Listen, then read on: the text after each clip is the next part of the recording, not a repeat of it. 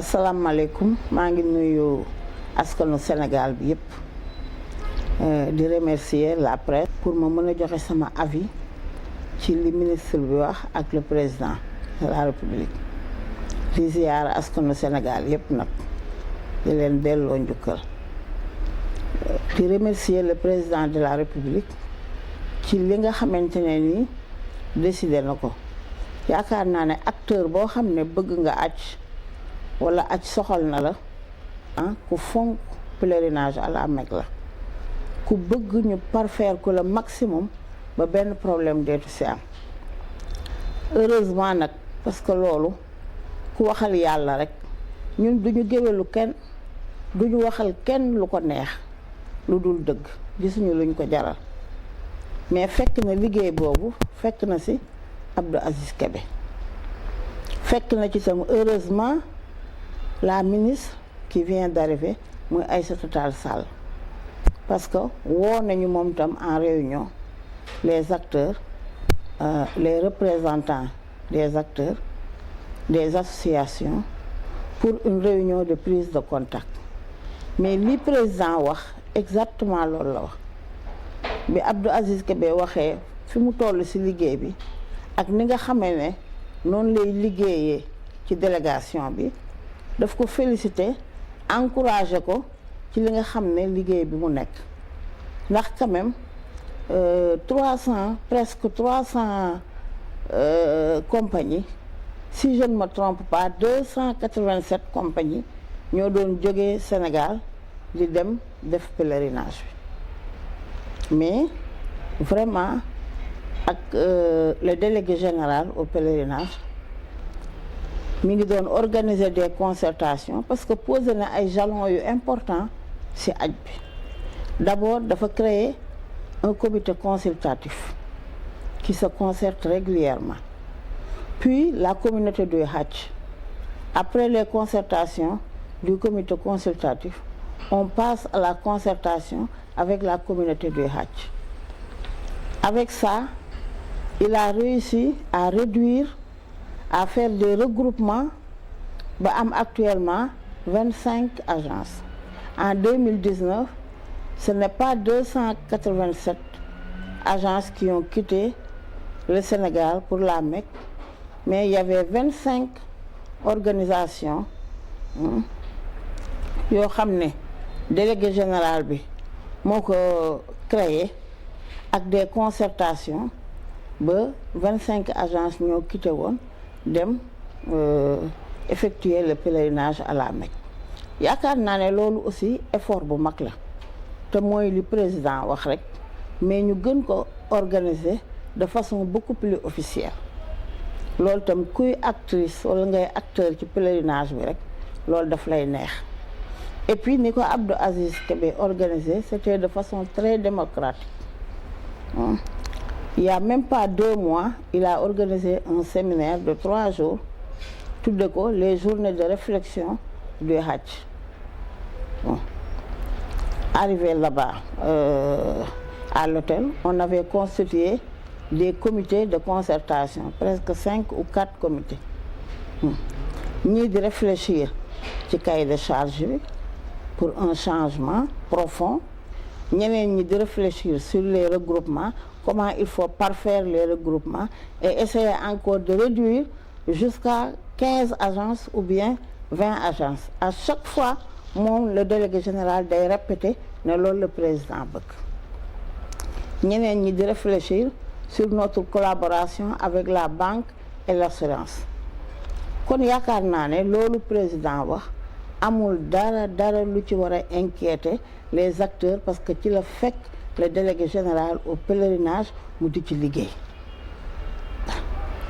parce que quand même li mu réussir sur 287 agences mu fexe ba regrouper leen en 25 regroupements te na 20 la jëm ou bien 15 la jëm yaakaar naa ne kooku il mérite des félicitations li ci des nag mooy essayer de parfaire encore ces regroupements parce que souvent les gens se retrouvent devant beaucoup de problèmes ak les regroupements parce que xam nga àddina ay mag yu dem ba nekk mag bëgg a ànd liggéey parfois jikko yi du doon benn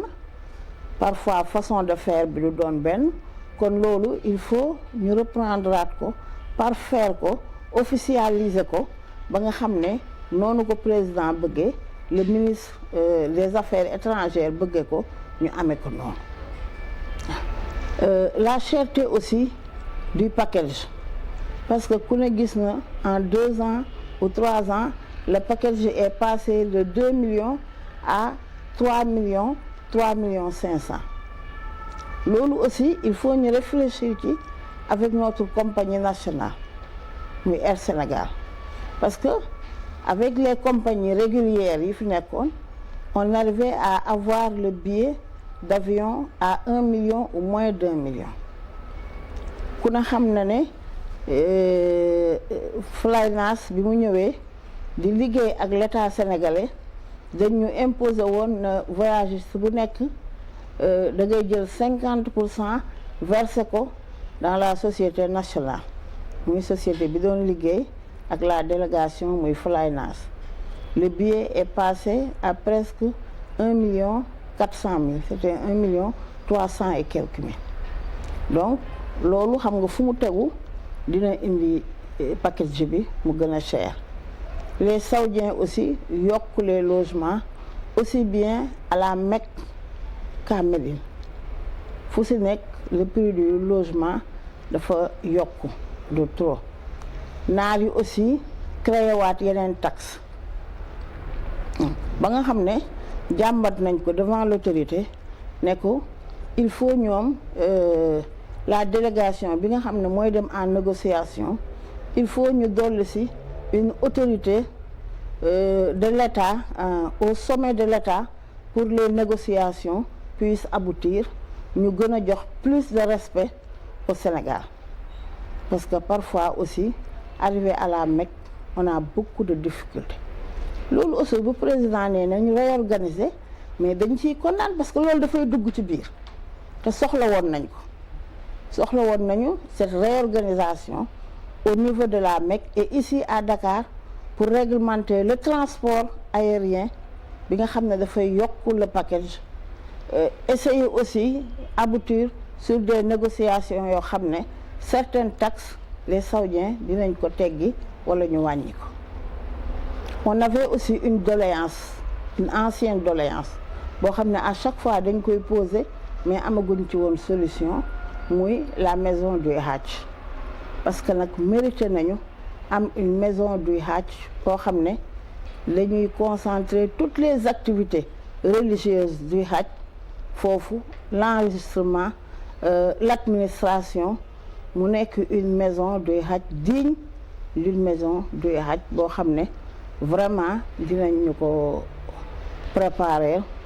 ou bien sax ñu jox ñu terrain bi les acteurs xool comment on va s'organiser avec la délégation générale du pèlerinage ba mën a am cette maison du Hajj donc man lii laa gis ne moom lañ fa waxtaane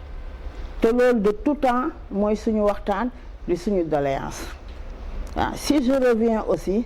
au délégué général du pèlerinage ñun de xawma mais sant nañ ko parce que gis nañ ne moom rek moo fi organiser aj boo xam ne sans problème dañ daan wax ne dañuy bàyyi des pèlerins en rade di accuser nit ñi par-ci par là te parfois les pèlerins même ou bien leur famille ñooy ñëw verser un petit acompte ba dem jot duñ ko mën a compléter pour dem te loolu aussi le délégué général teg na technique boo xamante ne ni bu ñu àggee par exemple à la 3e phase de l'enregistrement à Dakar nee na bu ñu fa àggee képp koo xam ne mataluloo sa package na nga delloowaat lañ la joxoon delloowaat ko kooku wut beneen client boo xam ne dina mën a remplacer loolu te loolu yëpp vraiment xam nañ ne ay amélioration la yu mu indi si aj gi ak nag mettre en priorité déposer une caution de 200 millions par Pala Mbeng ou bien nañu jël en considération les agences de voyage yi nga xam ne ñoo am yatta ñu pilotage gi bon yooyu yëpp xëy na mun na nekk wante nag il faut ñuy bàyyi xel ñi nga xam ne dañu nekk suñu gannaaw yore ay quota yu ndaw muy maanaam regroupement bi nga xam ne rek moom la délégué commencé ñooñ tam il faut ñu bàyyi leen xel ci cahier de charge bi pour seet nan la ñuy bokkee liggéey te ñoom it duñu gaañu mais ñi nekk ci kanam tam duñu leen gaañ loolu yëpp ay réflexion la ci cahier de charge bi mais nag comme pareegul man damay réfléchir wax sama xalaat keneen wax xalaatam ñu boole yëpp concentré ko demander l'avis du ministre l'avis du président de la République soog koo officialiser man koo génne kon loolu duma mën a gën a wax ne lii lañ ci imposer pour le moment parce que gisuma ñu imposer dara le travail se fait de façon très démocratique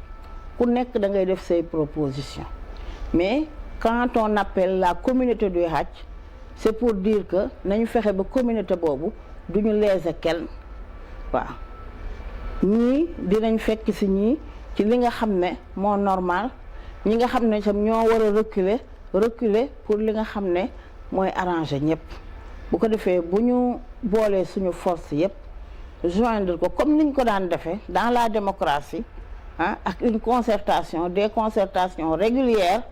yaakaar naa ne bu cahier de charge bi pare ku nekk di nga ci gis sa njariñ ku agence bu nekk wala compagnie bu nekk wala regroupement bu nekk dina ci gis boppam incha allah. yaakaar naa ne loolu bu ko président bëggee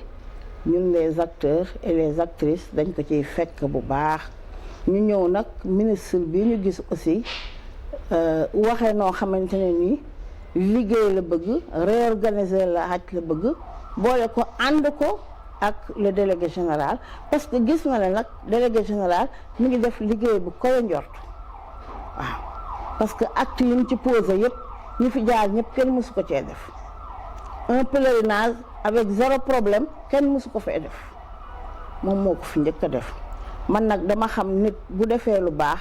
nga félicité ko bu defee lu dul noonu it boo ko waree critiquer nga critiquer ko mais pour le moment vraiment ni Abdou Aziz Kébé di liggéeyee ak ni ñu gisee le ministre ñëw imposer ko pour liggéey ak moom ci élan bi mu commencé yaakaar naa ne loolu fu mu am jàmm am fa liggéey bu rafet dina fa am parce que bu jiitalee Abdou Aziz Kébé gis na li mu def liggéey bu baax la gis na li mu def organisation bu baax la mais nañ ko parfaire yaakaar naa ne loolu avantage yëpp ci communauté bu du Hajj bi lay dellu siwaat ñu di ci sant di ci gërëm